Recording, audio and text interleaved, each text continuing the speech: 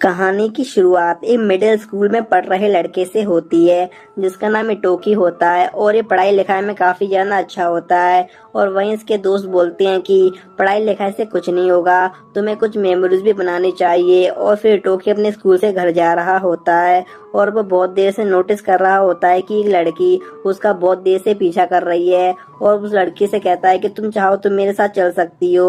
और वो लड़की बोलती है कि ये सिर्फ मैं इसलिए कर रही हूँ क्योंकि तुम्हारी मॉम ने मुझे कहा कि मैं तुम पर नजर रखूं कि तुम सारी क्लास अटेंड कर रहे हो या नहीं। और इसके बाद हमें इस लड़के का नाम पता चलता है जिसका नाम होता है कोसे। और ये दोनों बचपन के काफी अच्छे दोस्त होते हैं और साथ में एक दूसरे के पड़ोसी भी होते हैं। और इटोकी कोसे को अपना मास्क नीचे करने को कहता है लेकिन वो यहाँ पर मना कर देती है। और इटोकी अपने घर की तरफ जाते हुए बात याद करने लगता है कि आज वो जिम्नास्टिक क्लास में गया था तो उसके टीचर्स की काफी तारीफ कर रहे थे क्योंकि इटोकी काफी अच्छी जिम्नास्टिक करता है। और उसके टीचर से सजेशन देते हैं कि वो हाई लेवल पर जाए। और वो सोच रहा होता है आखिरकार मेरी लाइफ का क्या होगा। और वो घर जाते जाते उछलता कूदता वो अपने घर जा रहा होता है और ये चीज वहां पर खड़ी हुई एक लड़की भी देख रही होती है। और उसके बाद हमें टोकी के अंकल दिखाए जाते हैं जो कि एक स्टोर में काम करते हैं और इनका नाम होता है टोकी सादा। और जिस स्टोर में काम करते हैं उनकी मैनेजर और कोई नहीं बल्कि टोकी की मॉम होती है। जिसके बाद हमें पता चलता है कि टोकी के फादर की मौत काफी पहले हो चुकी है। और अब अगले सीन में हमें दिखाया जाता है कि टोकी अपने स्कूल आ जाता है और जैसे ही वो अपनी अलमीरा ओपन करता है उसे वहाँ पर लव लेटर मिलता है। और ये देखकर टोकी काफी ज्यादा खुश हो जाता है क्योंकि उसे लाइफ में पहली बार किसी ने लव लेटर दिया होता है।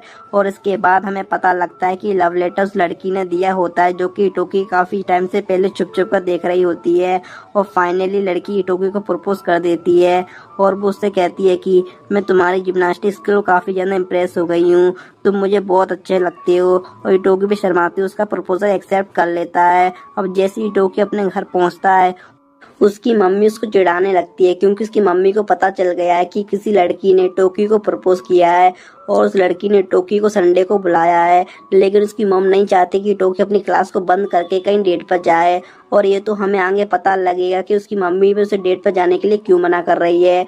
जिसके बाद हमें उस लड़की का नाम बताया जाता है और जो होता है सातोमी। और हमें संडे का सीन दिखाया जाता है इसलिए टोकी अपनी मम्मी को चकमा देते हुए अपनी अंकल की कार में बैठ सातोमी से मिलने आ जाता है। लेकिन उसे नहीं पता कि डेट पर लड़कियों को कैसे ट्रीट करते हैं। तब सातोमी उसे कहती है कि चलो तुम मेरे घर चलो। जिसके बाद ये दोनों उसके घर आ जाते हैं और यहाँ पे टोकी काफी ज्यादा नर्वस दिख रहा था। और अगले ही पर सातोमी अपने कपड़े उतार कर उसके ऊपर चढ़ जाती है और ये देख के टोकी काफी ज्यादा शॉक हो जाता है। और फिर उसे लगता है कि शायद उनके साथ कोई प्रैंक कर रहा है। और जैसे वो बेड के नीचे देखता है उसे देखता है कि वहां पर एक निंजा छुपा हुआ है और तभी बहुत सारे निंजा उस पर अटैक कर देते हैं और जिससे टोकी के फेस पर एक कट भी लग जाता है। और तभी उसके रूम में कोई स्मोक बॉल फेंकता है और टोकी को बचा लेता है और वो उसे बचाकर एक कार में लेकर आ जाता है।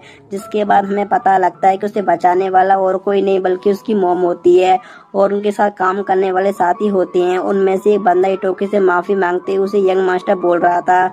और वो लोग टोकी से इसलिए माफी मांग रहे थे क्योंकि उनकी गैर जिम्मेदारी के कारण टोकी को ये सब देखना पड़ रहा है। जिसके बाद इनकी कार जाकर एक जगह पर टकरा जाती है और ये टोकी से वहां से भागने के लिए कहते हैं और इटोकी भी यहाँ से भागने लगता है। और इधर ये लोग निंजाओं से फाइट कर रहे होते हैं और यहाँ पर इटोकी भागते भागते काफी दूर आ जाता है और वो एक जगह पर आकर रुक जाता है जहाँ पर उसे पुलिस वाला मिलता है और वो पुलिस वालों से पूछता है कि तुम यहाँ पर क्या कर रहे हो। जिसके बाद इटोकी से सारी बात बता देता है लेकिन तभी पीछे से एक निंजा आकर उस पुलिस वाले को भी मार देता है।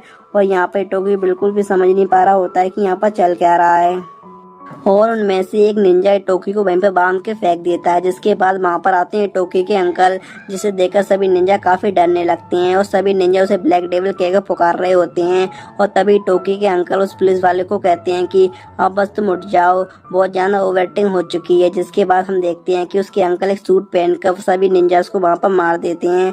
और इधर हम देखते हैं कि टोकी होश में आ जाता है और वहां वो देखता है कि वो तो कोसे की गोद में लेटा है और टोकी को समझ में नहीं आ रहा होता है कि उस पे हमले क्यों हो रहे हैं। और तभी उसके अंकल आकर कार का दरवाजा खोलते हैं और टोकी पूछता है कि अभी हम कहाँ पर हैं। और तभी वो अचानक देखता है कि वो कुछ लोगों के बीच बैठा हुआ है और तभी वो अपनी मॉम को सामने बैठे हुए देखता है और वो अपनी मॉम से कुछ बोलने वाला होता है कि लेकिन उसकी मॉम उसे वहीं पर रोक देती है।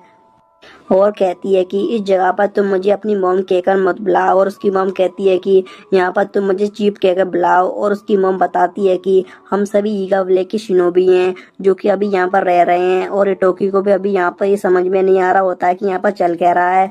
और उसकी मॉम कहती है कि अभी तक वे लोग जो भी कर रहे थे वो सिर्फ दुनिया को दिखाने के लिए था, और सिर्फ वही लोग नहीं, इस कंट्री में बहुत सारे निंजा क्लैंस रहते हैं जो कि इस तरह छुपे हुए हैं, और निंजा होने के कारण उन्हें बहुत सारे स्ट्रिक्ट रूल्स फॉलो करने पड़ते हैं। लेकिन जो गोवा क्लैन है वो कोई भी रूल्स फॉलो नहीं करते। और उसकी मम्मी भी बताती है कि यहाँ पर अभी जितने भी क्लैन हैं उनमें सबसे खतरनाक गोवा क्लैन है, क्योंकि उन लोगों के पास आधुनिक जिस्सु और बहुत सारा पैसा, बहुत सारे हथियार हैं।